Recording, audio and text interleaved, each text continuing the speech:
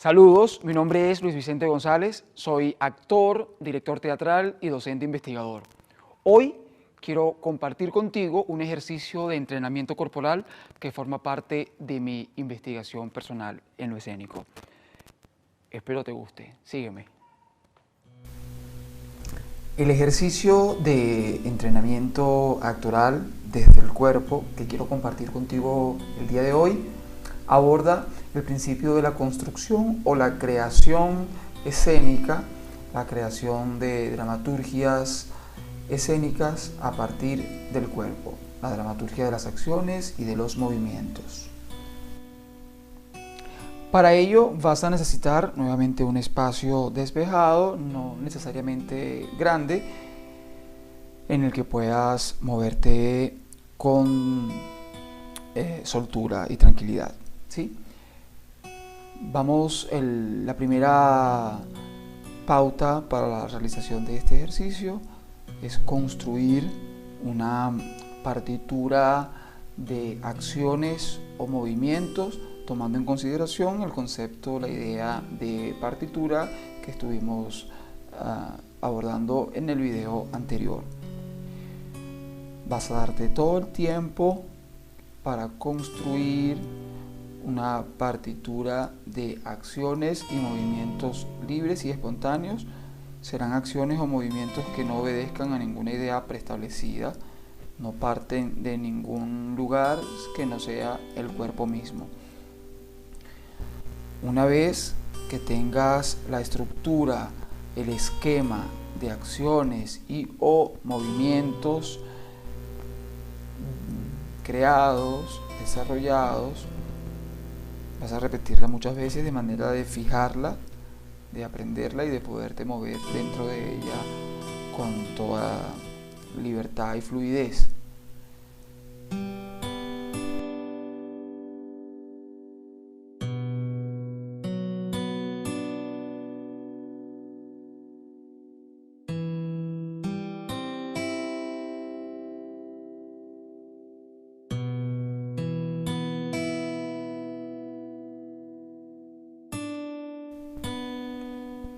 Insistimos nuevamente en que te debes dar todas las libertades en el uso del cuerpo, no condicionarte en ideas que tengan que ver con detalles estéticos, es decir, no detenerte en aspectos o en factores como lo bonito o lo feo, lo bueno o lo malo, ¿sí? Debes ir probando de manera libre, espontánea, movimientos. Cualquier movimiento que realices será válido para el trabajo. Incluso mientras más espontáneo sea, más efectivo o más sorprendente pueden ser los resultados que encuentres al final.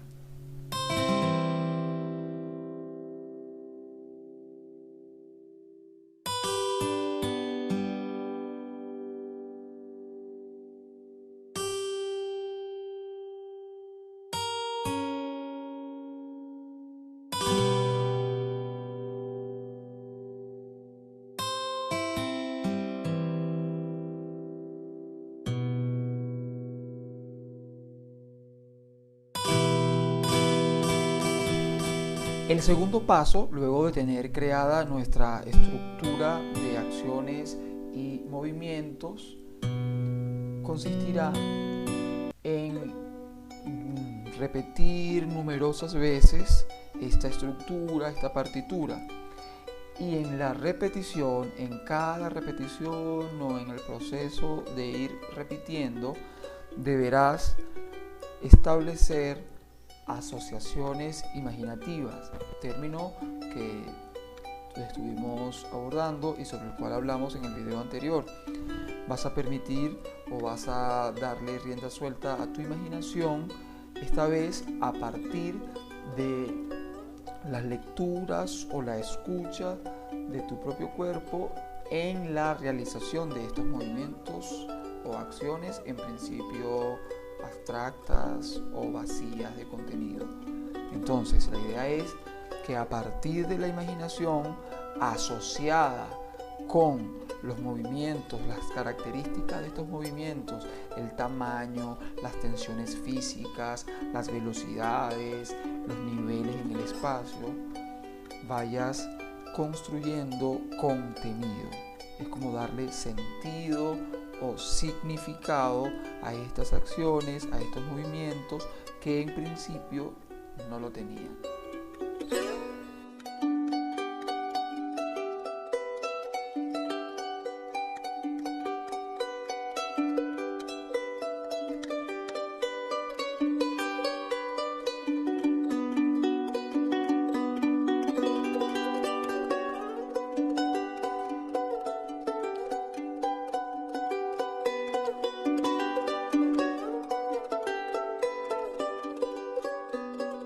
De esta manera habremos construido o estaremos en el proceso de construcción de un material escénico, actoral, para el cual no necesitarás partir de un texto previo, de una escena escrita previamente, sino que es el cuerpo como texto, el cuerpo como material o punto de partida.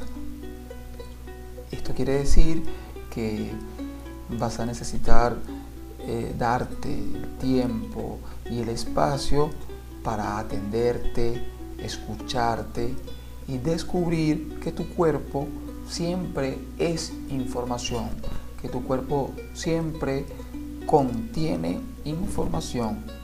Basta que te des este espacio y ese tiempo y adquieras una metodología de trabajo que te permita escucharte. Y en ese proceso de escuchar, activar el flujo de tu capacidad imaginativa. Entonces, en la combinación o el encuentro de las imágenes que tu cuerpo detona, estará apareciendo en el espacio desde tu cuerpo un nuevo o un texto que no es escrito, sino que es visual, sensorial y que se traduce en experiencia física, experiencia vivida o vivencial. Es tu cuerpo como principal recurso de creación o para la creación. Tu cuerpo entendido como no solo como una estructura de músculos, huesos y nervios, sino como contenedor de una cantidad de información no tangible que tiene que ver con sensaciones, con imagen o imaginación, ideas, pensamientos. Y son estas ideas y pensamientos, imágenes o este mundo imaginario activado por el cuerpo en activación, por el cuerpo en acción.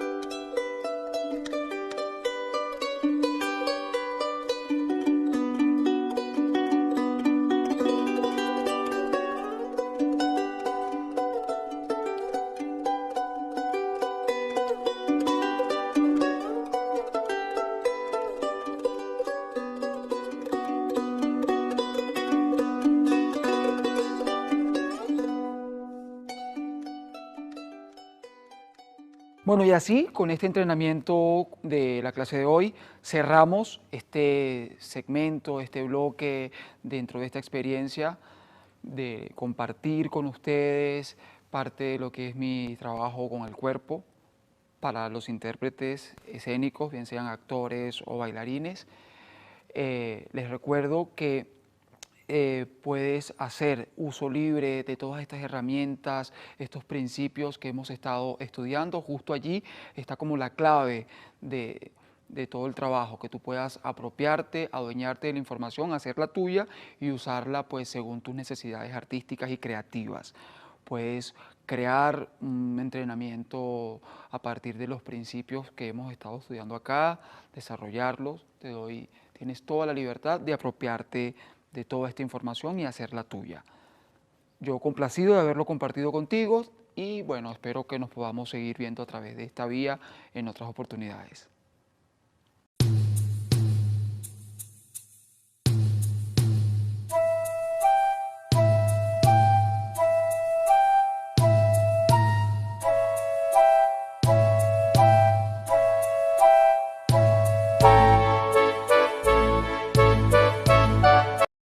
Editoriales Nazoa, 100 años. De humor y amor.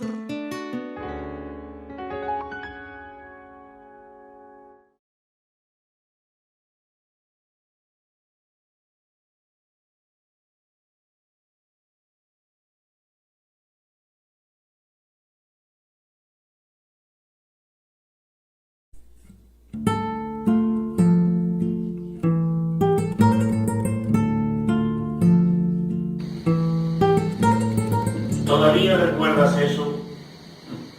De los muertos no hay para qué hacer mención. Yo he obrado y obro siempre por mi propia conveniencia. Los nobles, Antón, quieren convertir a este humilde labrador en un bandido y lo han alcanzado. Soy el tirano Aguirre, el terror de la humanidad. Cuando salí de España, fijé miras en los aventureros que se lanzaban a las Américas para hacer fortuna. Pero los nobles siempre me han perseguido. No han consentido que este noble domador de bestias pueda cambiar su penoso oficio por adquirir un nivel mucho más elevado. Dotado yo de un espíritu domador y turbulento, con el corazón, con el alma henchida de ideas, de independencia, de libertad, no voy a consentir nunca, jamás, voy a consentir vivir subyugado bajo una mano de hierro de estos oidores y virreyes que nos envía Felipe II, el idiota de Felipe II, rey de Castilla y de las Indias. Sin embargo, yo nunca fui un malhechor en mis montañas de Vizcaya, pero me vine a América lleno de ambición. Quisieron ponerme freno, pero se los impedí. No lo acepté.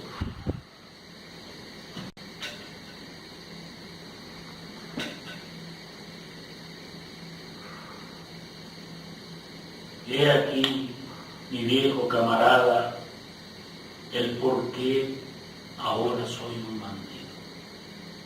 He aquí el por qué tengo una guerra abierta contra los nobles, a los que odio con toda mi alma. Por otra parte, mi ambición no tiene límites. Quiero los suntuosos palacios de esos poderosos señores. Quiero verlos humillados a mis plantas. Quiero, en fin, Antón, ser el virrey de Perú. Para que el oscuro y humilde labrador de montaña, el despreciado domador de potros en Lima, pueda sentarse en este suntuoso trono, este suntuoso estrado de su excelencia, el señor poderoso Marqués del Cañete. Hay templos de alma en todas las sociedades que no aceptan la mediocridad,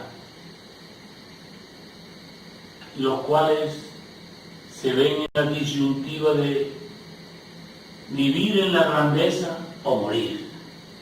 Pues bien, yo moriré, si así lo quiere el diablo. Pero antes de morirme, arrastraré conmigo al género humano, al género humano, que es mi feroz enemigo.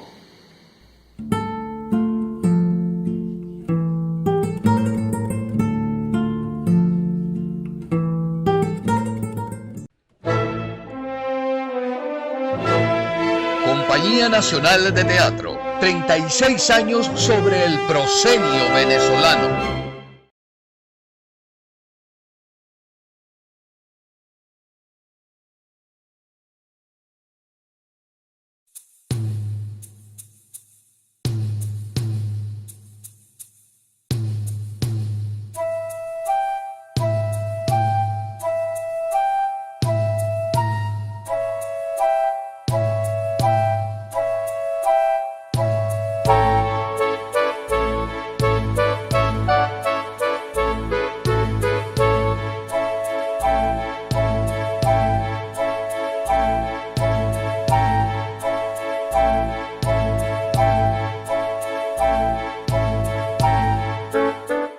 Muy buenas, gracias por la invitación a están todos invitados a este taller de fotografía básica especializada en teatro. Pero el primer módulo, en este caso, va a ser de fotografía básica. Mi nombre es Félix Gerardi, fotógrafo profesional, más de 35 años de experiencia. He hecho muchas cosas en la vida, entre ellas hacer muchas fotografías sobre el teatro venezolano y sobre todo de la vida cotidiana de nuestro quehacer humano. Básicamente, estas clases están dirigidas a la formación de el común denominador a todas las que estén viéndolo, que todos los que estén disfrutando de esto, de aprender un poco qué es la fotografía. Porque bueno, todos tenemos nuestras cámaras en nuestros celulares, en fin, tenemos cámaras en la casa, las cámaras pequeñas, en fin, tenemos cámaras digitales. Ya es un hecho muy común que tengamos la imagen como parte de nuestro registro. Lo único que estamos tratando de aquí es enseñarle un poco la técnica fotográfica, sobre todo de dónde viene todo el fenómeno fotográfico. Primero que nada tenemos que hablar un poco de la historia de la fotografía en Venezuela, que tiene fotógrafos muy renombrados, muy conocidos, que han hecho una gran labor por la fotografía en Venezuela. Entre ellos podemos nombrar, así a grosso modo, a Enrique Abril, que es un fotógrafo muy importante para la fotografía venezolana. A mí me es importante hablar de la historia de la fotografía venezolana porque somos fotógrafos venezolanos. Aunque hagamos fotos en otras latitudes del planeta, hagamos fotos en otras partes del planeta, nosotros somos fotógrafos básicamente venezolanos. Enrique Abril es uno de los fotógrafos más importantes o más que va a tener la relevancia de saber fotografiar a la Venezuela de un momento histórico de 1897 hasta nuestros días. Entre los fotógrafos que se pueden nombrar, que está Enrique Abril, está Torito, que fue el fotógrafo básicamente de Gómez, fotógrafo que mostró una faceta de la historia de Venezuela a través de imágenes. Aparecen muchos fotógrafos posteriores a ellos. Estos fotógrafos van a construir un imaginario de la fotografía venezolana por principios del siglo hasta mediados del año 80, que aparecen los fotógrafos más contemporáneos, que es Nelson Garrido, Antolín Sánchez. A la par de todo esto hay un gran fotógrafo que está haciendo un gran trabajo con la fotografía teatral, que es Miguel Gracia. Miguel Gracia va a ser mi maestro de alguna manera, porque hicimos 7 festivales internacionales de teatro juntos, yo acompañándolo a él, que me estaba enseñando a hacer fotografía, un fotógrafo que es muy versado en la fotografía de teatro, en la fotografía de danza, es un fotógrafo realmente importante para la fotografía venezolana. Toda esta historia de la fotografía venezolana viene a desembocar en esta época ya el cambio de lo digital de lo mecánico a lo digital, porque siempre dicen de lo analógico. Las cámaras no hacen analogía, las analogías las hacemos nosotros, los seres humanos. Las cámaras no hacen analogía, las cámaras simplemente son un artefacto mecánico, físico, que procesaba químicos en algún momento con la película. Ya con el cambio a lo digital, siguen siendo cámaras digitales que ya no hablan por sí solas. Casi que todo el mundo dice, no, que las cámaras hacen las fotos ellas mismas. No, la fotografía fue variando, evidentemente llegamos a lo digital nos ha llevado a un aprendizaje muy importante y muy rápido. Entonces, lo importante aquí ahora es hablar de la fotografía como una herramienta de conocimiento. La fotografía siempre y será una herramienta de conocimiento, una manera de expresarnos, de decir, está aconteciendo esto, está pasando esto, o quiero expresar mi arte a través de la fotografía. Eso es un poco, por ahí van los factores de la fotografía. Este primer módulo que vamos a hablar en este momento es sobre la fotografía básica. ¿En qué consiste la fotografía básica? ¿Por qué se llama fotografía? Bueno, porque es un término griego que está dividido en dos partes, que es fotografía es el estudio de la luz, es el estudio de la luz a través de emulsiones, del conocimiento de materiales químicos, y eso nos lleva a conocer que la fotografía tiene elementos que hay que conocer. Por ejemplo, la fotografía, todas las cámaras, todas, si sean las digitales, sean las del teléfono, todas las cámaras, absolutamente todas las cámaras, en este momento, todas tienen una cosa que se llama fotómetro o exposímetro. En este caso voy a usar un exposímetro o un fotómetro que está fuera de la cámara, que es esta herramienta. Esta herramienta se llama así, fotómetro o exposímetro.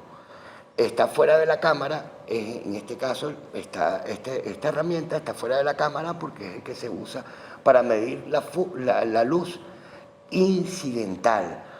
Las cámaras normalmente miden la luz que reflejan los objetos. En este caso, este fotómetro tiene esta forma ovalada aquí arriba, asemejándolo de la cara humana. Y los fotómetros son los que miden la capacidad de luz que hay en un espacio. Por ejemplo, ahorita que estamos en este escenario, ella me está diciendo que hay una determinada luz que está dando en este círculo y me va a hacer el registro que yo les estoy pidiendo. Eso va acompasado, los fotómetros siempre van acompasados de dos herramientas dentro de la cámara. Uno, el ISO. Antiguamente el ISO, que ahora lo conocemos como ISO, antiguamente se llamaba ASA para los occidentales, para los anglosajones, y DIN para la industria rusa y los alemanes. Cuando entran los japoneses a traer sus películas para probarlas, entonces, bueno, dicen, bueno, nosotros también vamos a ponernos en nuestra nomenclatura. No, entonces llegaron y se pusieron de acuerdo todas las productoras, todas las hacedoras de películas, y lo que hicieron fue sencillamente agarrar y poner una cosa que se llama ISO. ISO se llama International Standard Organization, que estabiliza la película en un bloque de sensibilidades. ¿Por qué sensibilidades? Porque de repente en las condiciones que tengas de luz, el ISO va a funcionar. Ahí los ISOs van desde 25 ISOs, ahorita las cámaras muy modernas, muy de última generación, van hasta 64.000 ISOs. O sea que tenemos una gran variedad tenemos una extensa gama de posibilidades de fotografiar en cualquier condición de luz con esto de los ISO.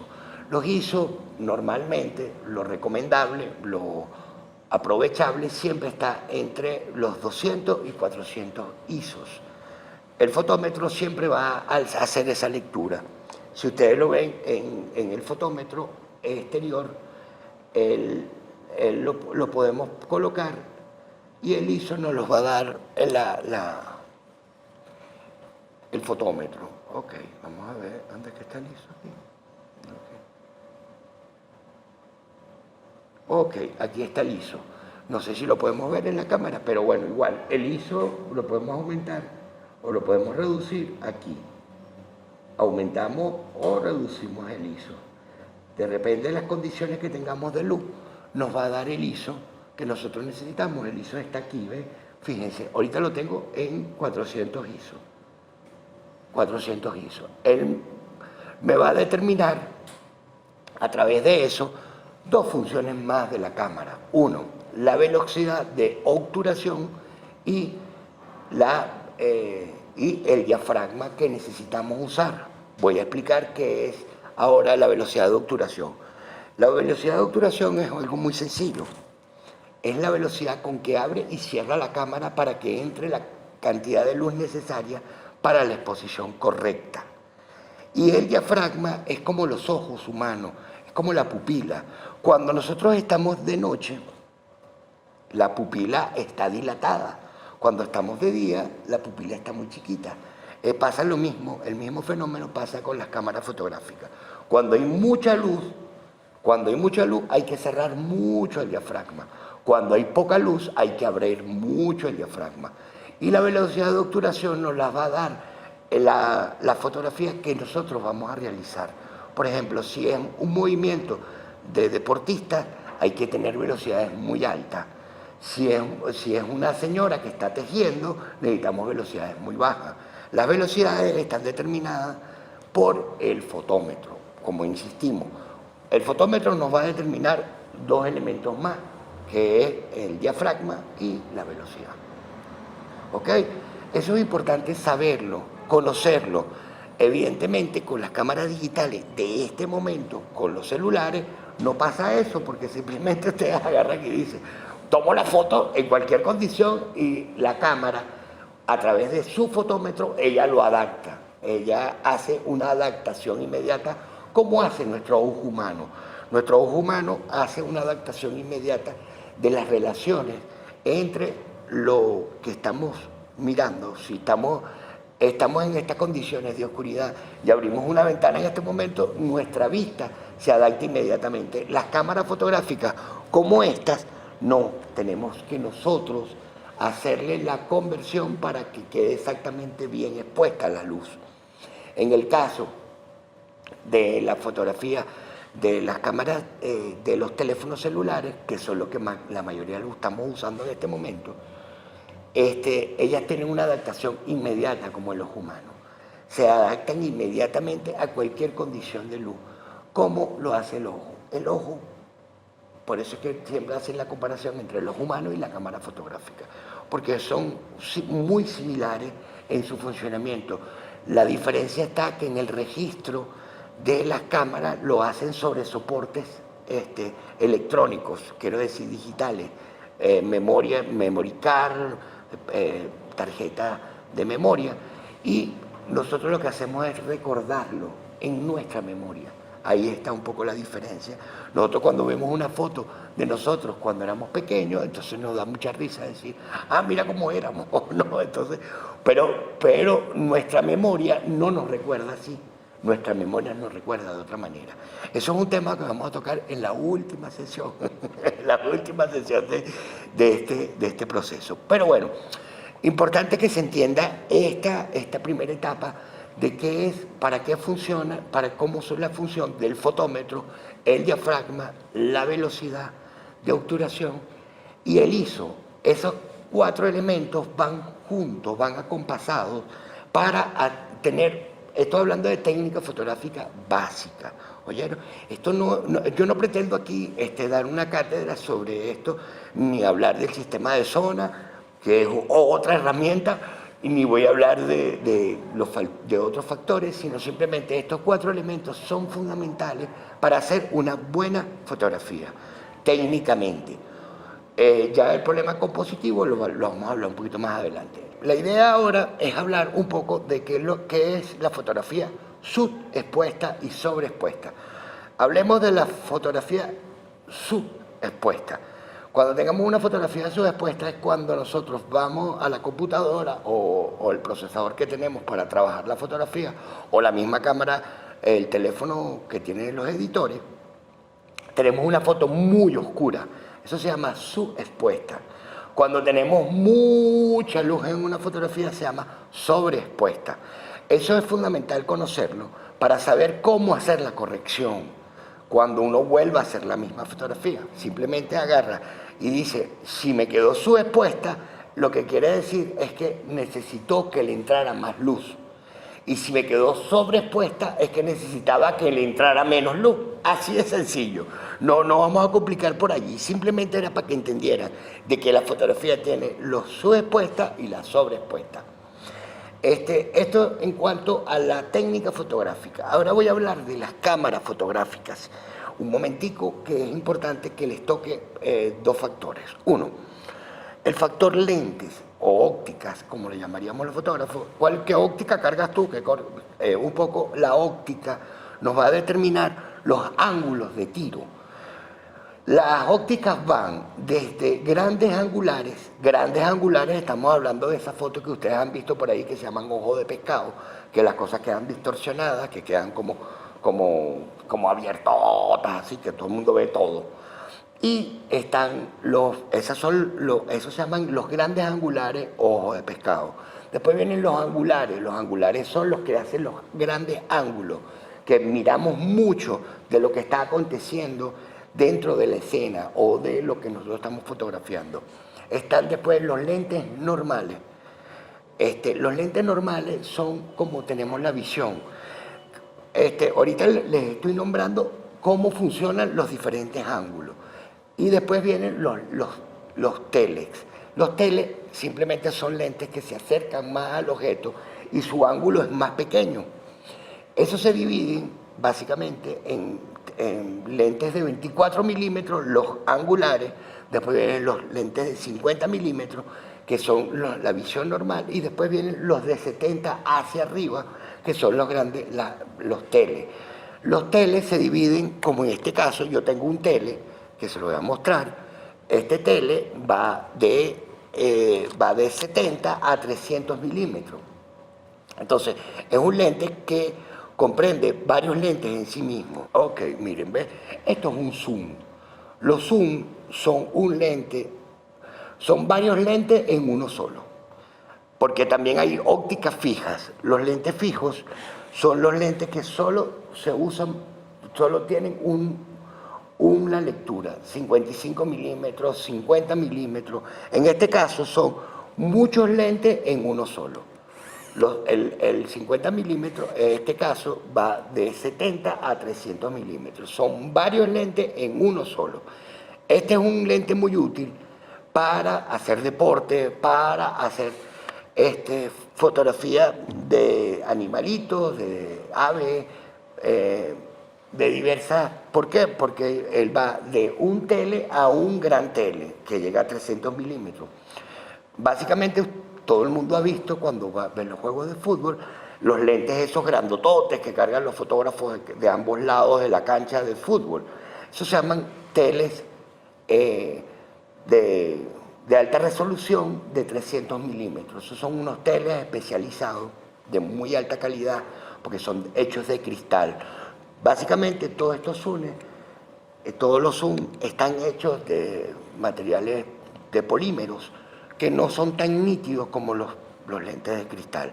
Eso es básicamente técnica. O sea, yo toco ese tema a veces porque la gente pregunta, bueno, ¿y por qué esos lentes son tan grandes y tan pesados? Bueno, porque son simplemente de cristal, los otros son de polímeros, digamos, de plástico.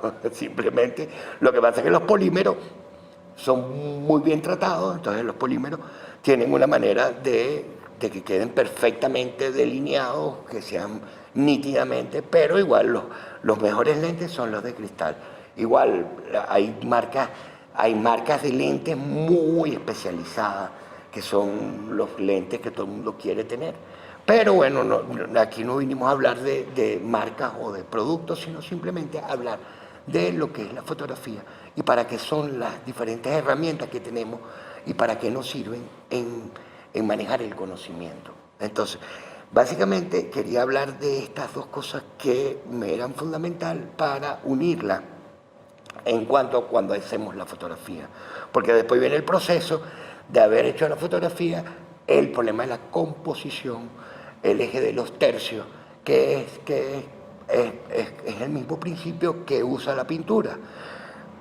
Lo que pasa es que en la fotografía es más libertario, es más progresista en el sentido de que puedes componer a tu manera. La ley de los tercios, simplemente cualquier cámara, ahorita uno le pide la ley de los tercios y se lo da, que son 9 cuadrículas dentro del encuadre. Esas 9 cuadrículas te van a decir dónde está el punto de fuga, dónde está el punto de concentración, dónde te interesa tener la imagen y qué estás tratando de que el espectador se fije. Que a esta parte es la que voy a entrar en el segundo tema, que es qué es lo que tú quieres mostrarle al espectador, qué quiere ver el espectador cuando tú haces una fotografía. Porque acuérdense que en la fotografía hay 2 cosas básicas, el fotógrafo y el espectador o el observador de la imagen. Entonces el fotógrafo tiene una visión, tiene una composición y tiene una manera de mirar. Entonces eso es a donde consiste la fotografía. Básicamente este primer núcleo del taller era explicar un poco, a grosso modo, de lo que es la técnica fotográfica y cómo nosotros podemos involucrarnos a través del conocimiento que tenemos de nuestra formación para hacer esa fotografía. Este primer módulo, yo de verdad creo que traté de ser lo más explícito posible para entender esta primera parte. Bueno, muchas gracias a ustedes. Los estoy esperando para la segunda parte de este taller, que es hablar de fotografía teatral, que es lo que básicamente he querido hablar desde que llegué.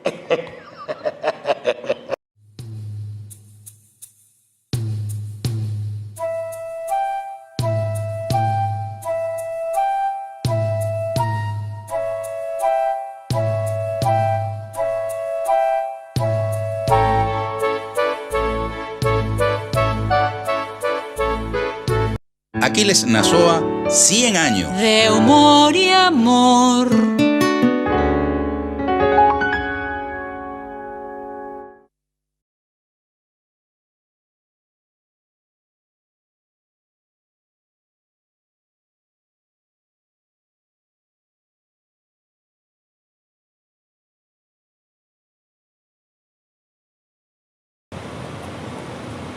Érase en otro tiempo un hombre llamado Balducci, el cual quedó viudo al nacer su único hijo. Desengañado de los placeres del mundo, resolvió retirarse a vivir a una cueva escondida en el monte y educar allí a su hijo Filipo, lejos de todo apetito carnal, como camino más corto para alcanzar el cielo. Y así creció el joven Filipo en la oscuridad de la caverna, sin conocer placer ni tentación, por supuesto, sin haber visto jamás a una mujer. ¡Oh! Ni siquiera haber escuchado esa palabra. Pues bien, cuando el inocente Filipo cumplió los 18, quiso a su padre probar los resultados de su bizarra educación, trayéndolo consigo a la ciudad a conseguir limosna para su ermita. Contemplaba pasmado el mozo el maravilloso mundo que veía por primera vez, cuando todas sus preguntas dormidas se le despertaron de pronto.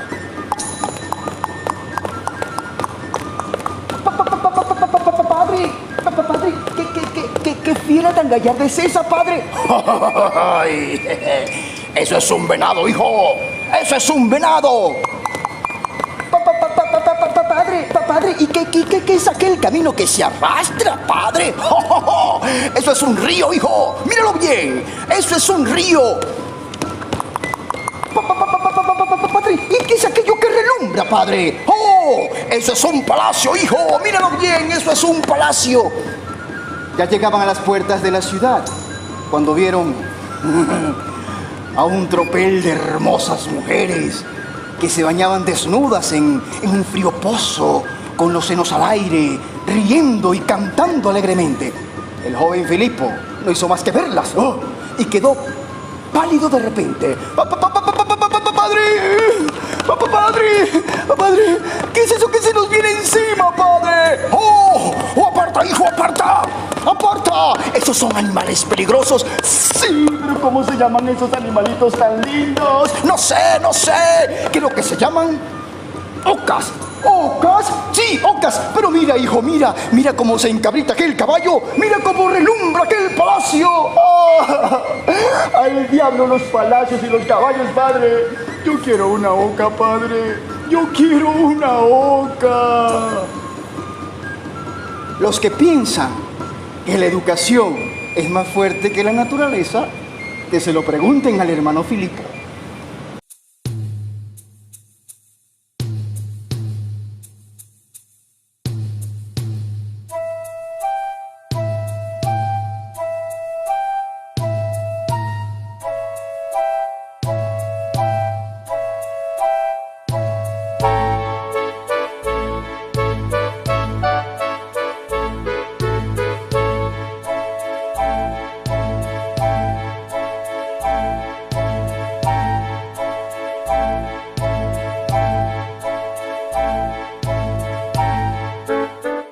¿Es la narración oral un hecho escénico? Yo creo que sí.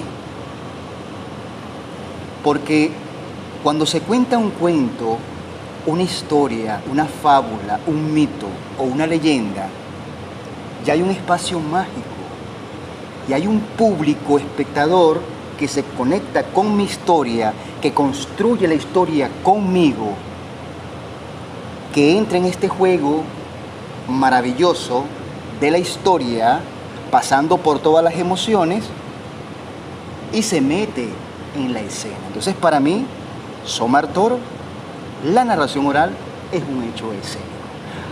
Hay otros investigadores, actores, narradores que no están de acuerdo con eso, que dicen que la narración oral no es un hecho escénico, sino es un hecho performástico, porque cuando tú cuentas un cuento o una historia, no necesariamente hay un escenario. Tú puedes contar una historia en un hospital, entonces el escenario es el hospital, o en una biblioteca, como lo hacen los cuentacuentos, o en una comunidad donde no hay un escenario convencional, sino hay un escenario de tierra. Entonces ellos tienen la teoría donde dicen que la narración oral es un hecho performástico. Bien, todos me conocen, mi nombre es Omar Toro, y estamos hablando de la narración oral como disciplina artística. En la clase de hoy vamos a tratar un tema denominado el arte del relato o la oralidad desde diferentes enfoques. Ahora bien, ¿qué es la oralidad? ¿O qué es narrar oralmente algo?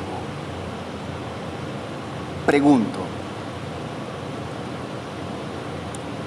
Cuando hablo, estoy desarrollando un acto de oralidad. Cuando estoy presentando una exposición, un foro, una conferencia, allí hay un acto de oralidad. Cuando estoy dialogando con mi familia, allí hay un acto de oralidad. Cuando hay una comunicación intrapersonal y me estoy comunicando conmigo mismo, o estoy haciendo una oración y le estoy pidiendo al amado Padre Celestial o agradeciéndole a la divinidad, allí hay un acto de oralidad, porque es la palabra que viaja en el espacio y trasciende. Puede pernoctar en el oído de otro o no, pero allí hay un acto de oralidad. En la misma comunidad, cuando una persona lleva un chisme a otra persona, allí hay un acto de oralidad. Es decir, es posible que todo sea narración oral. Ahora vamos a profundizar los diferentes enfoques. Por ejemplo, los campesinos venezolanos, que nosotros decimos los cuenteros, los que echan sus cachos. Allí hay un acto profundo de oralidad. Todos disfrutamos de sus historias, de su ficción.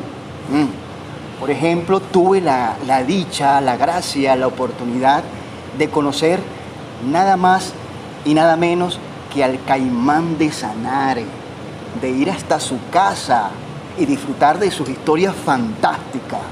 Y él es un trovador latinoamericano que conquistó el corazones de muchos. Y por supuesto iba para la plaza todas las tardes allá en Sanare y reunía de una manera natural a un montón de gente a echarle sus cuentos. Y por supuesto es un cuentero. Y allí hay un acto de oralidad, pero él lo hace ¿desde qué enfoque? Desde el enfoque de entretener a un público espectador, para que ese público espectador pueda desarrollar su imaginación, pueda viajar por los diferentes paisajes, los diferentes ambientes, los diferentes tiempos. Y hay un espacio de regocijo allí, de solidaridad y de fraternidad que se creaba cuando este hombre, ¿verdad?, contaba sus cuentos o sus historias, el Caimán de Sanare. Y así muchos cacheros en Venezuela y en toda Latinoamérica y en el mundo. Es decir, que el cuentero como tal, su intencionalidad es la recreación, a mi juicio, ¿no?, al juicio de Somar Toro, es recrear, es divertir, es pasar un momento grato de humor y generar espacios solidarios. El cuentero como tal. Ahora bien, ahora existen los llamados cuentachistes. Los cuentachistes también tienen otra intencionalidad, que es reunir a un grupo de personas para contarles chistes. Es decir, un efecto risible, que la gente se ría y pase un rato agradable desde el humor. Esos son los cuentachistes. Los cuentacuentos como tal tienen otro propósito u otra motivación, que es educar y formar. Porque el cuentacuento selecciona bien sus historias, sus fábulas, sus mitos, en función de lo que va a enseñar o de lo que debe trabajar en un grupo, selecciona bien la historia, la ensaya y la ilustra con todos sus personajes y la narra. Los cuentacuentos entonces tienen una intencionalidad totalmente pedagógica, aunque todos sabemos que el cuento primero debe recrear, primero debe divertir y de forma indirecta educar. Y eso es lo que hace el cuentacuento. Ahora, el narrador oral escénico es distinto, es diferente, porque yo comulgo con el discurso de Garzón Céspedes cuando dice que el narrador oral escénico comunica algo, construye la historia con el público, mira a su público, se enamora de su público, ama a su público, lo abraza con su mirada, lo persuade, lo invita al escenario y a imaginar con él cada uno de los personajes y las situaciones por las cuales pasan los personajes en la historia. Yo estoy de acuerdo con él, que es un gran acto de comunicación. Pero también que es un gran acto de formación. Porque no solo estoy comunicando una historia, también estoy formando a un público espectador que participa dentro de la historia. Pero también estoy haciendo algo maravilloso. Le estoy presentando estos dos elementos desde la dimensión estética, es decir, desde un escenario con elementos que puede ser un libro, que puede ser una puerta, o que puede ser un maletín, o que puede ser una pesa, es decir, con elementos que migran de una cosa a otra. Por supuesto, en esa dimensión estética también podemos contar con un sistema de iluminación, con una tramoya teatral, con telones que suben, que bajan, y por supuesto un escenario, un público espectador, un texto. Entonces, el narrador oral escénico no solo comunica, no solo forma, sino también le presenta a su público espectador una dimensión estética de la historia. Hay un concepto que se ha manejado en estos últimos tiempos, en estas últimas décadas, muy interesante, que se denomina storytelling. Storytelling no es más que el arte del relato, pero la utilizó el mundo del marketing para poder vender sus productos. Estos grandes empresarios se dieron cuenta que podían vender sus productos a través de la historia. Una historia que, por supuesto, conectara con la emoción de su audiencia, de sus espectadores, de sus seguidores, y que con esa emoción ellos pudieran comprar el producto. Un ejemplo muy claro, sin hacer propaganda, es aquella famosa publicidad en Navidad que veíamos en televisión llamada Señor, ¿me da un jamón plus ron? No, mi hija, no hay. Los vendí todos. ¡Ay! Y luego sale la musiquita. ¿Se acuerdan? Bueno, yo esperaba que llegara Navidad para comprar jamón plus ron en mi casa y le decía a mi mamá, mamá, yo quiero jamón plus ron. ¿Por qué? Por la historia. Y esperaba siempre esa publicidad, porque esa publicidad me conectaba, me generaba una emoción, me generaba una tristeza, porque yo sé que al final, cuando llegaba el jamón plus ron a la casa, de todo era felicidad. Eso es lo que hace el storytelling como tal, en el mundo del marketing. Entonces, bueno, no solo se aplicó en la publicidad, la historia, el relato, también se aplicó a los líderes empresariales, porque los líderes empresariales también tenían su propia historia. Pero también llegaron los educadores y el storytelling se aplicó a la educación.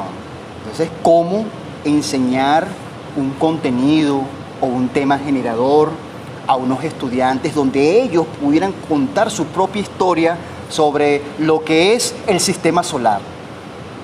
Los estudiantes, en vez de exponer el sistema solar, construyen su propia historia a través de recursos audiovisuales. Es decir, que no solo el maestro contaba la historia, sino los estudiantes con los recursos audiovisuales contaban una historia sobre el planeta solar. El storytelling aplicado a la educación. Pero también el storytelling se aplicó al mundo periodístico, esas crónicas que nosotros veíamos en el mundo periodístico, parte del storytelling. Es decir, que el storytelling es algo interesante en el mundo de los narradores orales escénicos, porque se ha llevado desde otra perspectiva y, por supuesto, desde otros enfoques. Ahora vamos a mirar el cuento desde el enfoque de la narración oral escénica convencional o tradicional. Pues bien, los narradores orales tradicionales, que yo respeto muchísimo, los narradores orales tradicionales, ellos seleccionan una historia. Tiene que ser una historia que les guste, una historia que les apasione, una historia que les mueva por dentro, que ellos puedan amar. Esa historia, ellos hacen una especie de versión.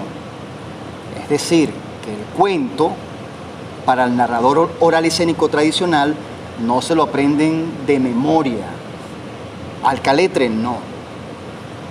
Ellos consideran lo que es la estructura de la historia como tal. El principio, el desarrollo y el final, respetando en todo momento la idea original del autor. Esa era una vía. La otra vía es el autorrelato. Yo, como narrador oral escénico, según mi historia, la emito, la evoco. Pero cuando se trata de un autor, la historia de un autor en un libro, yo considero la estructura de una historia, principio, desarrollo y final, y comienzo a relatar mi historia construyendo una nueva historia a través de la improvisación. Eso es lo que hace el narrador oral escénico tradicional. Por supuesto, con toda la dimensión estética que él mismo pudiera plantear en un momento determinado. El grupo artístico de narración oral Cuenta Peregrino es un grupo que ha transitado por muchos de esos enfoques. Pero como nosotros somos actores de teatro que amamos la memorización, o como dice Garzón Céspedes, la reverberización, nosotros utilizamos la memoria como un ejercicio, como una práctica de el tectosolfeo teatral que vemos en la dramaturgia. En nuestro caso, nosotros interpretamos la historia ilustramos la historia con textos, por supuesto, de memoria. Esto es una posición nuestra como agrupación artística de narración oral escénica, pero no es lo común para el narrador oral escénico tradicional. Ahora bien, según las teorías, esto no sería un grupo artístico de narración oral escénica, sería más bien un grupo artístico de narrativa escénica, porque se supone que en la narración oral escénica la oralidad se construye con el interlocutor. En nuestro caso, narramos historias desde la escena y la teatralizamos. Es una posición que ha tenido nuestra agrupación y creo que muchos narradores orales en el mundo también se han ido por esa vía. Entonces, cuando a mí me preguntan, ¿tú eres cuentacuento? Yo antes decía, sí, yo soy cuentacuento, por supuesto, yo amo contar historias. Pero más que cuentacuentos, soy un actor que cuenta cuentos, que es diferente. Yo me di cuenta en ese taller maravilloso que hice con el maestro Carlos Genoveses allá en Argentina, que yo simplemente era un actor que contaba cuentos y que contaba historias. Y yo aprendí algo interesante. ¿Cuándo un actor está contando cuentos e historias? ¿Desde qué enfoque yo puedo narrar mi historia? ¿Desde qué enfoque?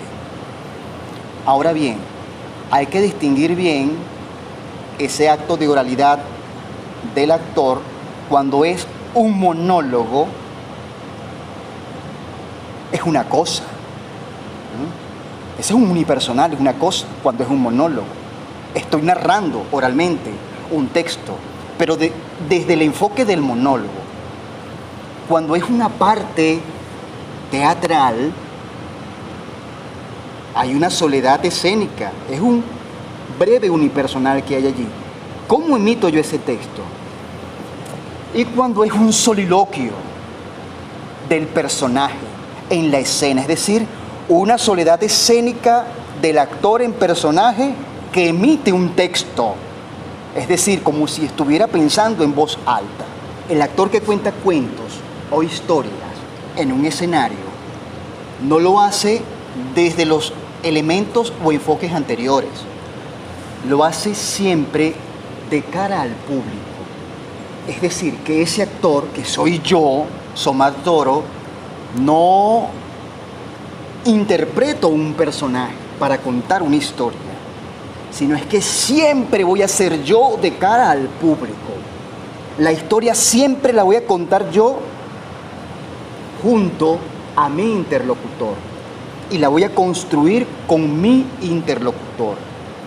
En nuestro caso, que hacemos narrativa escénica, utilizamos los elementos de la narración oral escénica como tal y la llevamos al teatro para que ese cuento, ese mito, esa leyenda pueda llegar, pueda calentar las almas, pueda regocijar a ese último espectador que está allá, pueda intervenir dulcemente o pueda generar un espacio de confianza. Nosotros utilizamos los elementos de la NOE, narración oral escénica, para poder contar nuestras historias siempre desde nosotros. Ahora bien, hay otro enfoque interesante y que yo me he puesto a pensar y a pensar y a pensar. Y es cuando la narrativa oral escénica está hecha desde el actor en personaje. Por ejemplo, un personaje como el Lazarillo de Tormes, que es un trovador, un vendedor de vinos, que cuenta todas sus hazañas a un público espectador. En este caso, no es el actor de cara al público. En este caso es el actor en personaje de cara al público. Es decir, que el personaje se tiene que convertir en un contador de historia. más allá de un estudio cuadridimensional del personaje. Porque se supone que cuando yo estoy contando una historia, yo evado un poco el hecho emocional, psicológico, construir un personaje desde la física, la psicofísica o desde un animal. No, es mucho más sencillo. Cuando un actor interpreta un personaje, siempre lo hace desde la sugerencia del personaje. Yo sugiero que soy un viejo, yo sugiero que soy un guardián, yo ilustro que soy un rey, yo ilustro que soy una mujer que le cortaron las manos, lo ilustro, pero no hago grandes estudios psicológicos de los personajes. Y esto lo debe tomar en cuenta siempre un actor que cuenta historia de cara al público o de un actor que interpreta un personaje de cara al público, que es distinto. En el caso de Lazarillo de Tormes, que está el actor allí, está en personaje y está contando cuentos e historias. Es un ejemplo interesante. Ahora, voy a tomar un fragmento de un artículo que escribí llamado Narración oral escénica para actores teatro, que dice así. Dice: muchas veces solemos ver un espectáculo de teatro donde algunos personajes relatan historias. En el drama teatral hacen las veces de narradores de una gran estructura dramática. Y el trabajo abordado por los actores se circunscribe en un estudio cuadridimensional o cualquier otro método para la creación de un personaje. Y el resultado en muchas ocasiones resulta ser óptimo y aplaudido.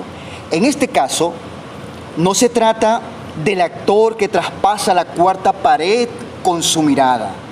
No, sino más bien del actor en personaje que interactúa con el público para contar una historia, que a su vez es representada o interpretada en escena por otros actores. En este sentido, si se trata de un actor que ya ha explorado la disciplina de la narración oral escénica y que tiene como reto narrar en personaje, muy bien sabe de todos los recursos con los cuales puede contar y el camino al cual puede recurrir. Recursos que están profundamente relacionados con la comunión con su público, es decir, en el latir del corazón de su espectador, en respirar su mismo aire, el mismo aire en este caso de la audiencia, es decir, en hacer de la mirada expectante su propia mirada, acariciando sus almas con la sonrisa al contar a viva voz y con todo su cuerpo la dramaturgia teatral. Por esa razón, cuando vemos a un actor que rompe la llamada cuarta pared y se confronta directamente con su público, sabemos que ese actor tiene una gran responsabilidad. ¿Por qué? Porque más allá de un estudio cuadridimensional del personaje, como lo reza el artículo, hay otro compromiso. Hay un compromiso de que el público sienta que yo estoy contando la historia con ellos, de que yo también me sorprendo de lo que estoy contando. Ese es un gran compromiso que tenemos los actores que rompemos la cuarta pared y estamos en personaje.